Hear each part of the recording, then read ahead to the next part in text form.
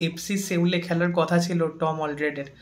গত বছর যখন তার কন্ট্রাক্ট এক্সপায়ার হয়ে যাচ্ছিল ব্রিসবেন রোডের সাথে, সেই সময়ই এফসি সেউলে সই করার ব্যাপারে একটা কথাবার্তা চলছিল টম অলড্রেডের। অনেকেই আপনারা চেনেন জেসে লিঙ্গার্ডকে। জেসে লিঙ্গার্ড এখন খেলছেন এফসি সেউলে, সেখানকার স্টার প্লেয়ার তিনি। তো সেই এফসি সেউলেই জেসে লিঙ্গার্ডের সাথে খেলার কথা ছিল টম অলড্রেডের।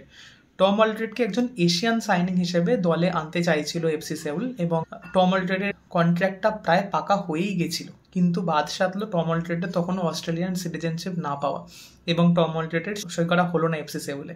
তারপরেই অলড্রেড সই করলেন মোহনবাগানে, আর এখন মোহনবাগানের হয়ে আইএসএল শিল্ড জেতার জন্য লড়াই করছেন তিনি।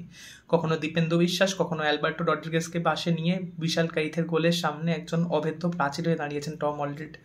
আপাতত লাস্ট 7টা ম্যাচে 6টা ম্যাচে ক্লিনশিট রেখেছে মোহনবাগান, যার পিছনে টম অলড্রেডের দুর্দান্ত অবদান আছে। দেখা যাক টম অলড্রেড এবং মোহনবাগান এই ফর্মটা বজায় রাখতে পারে কিনা।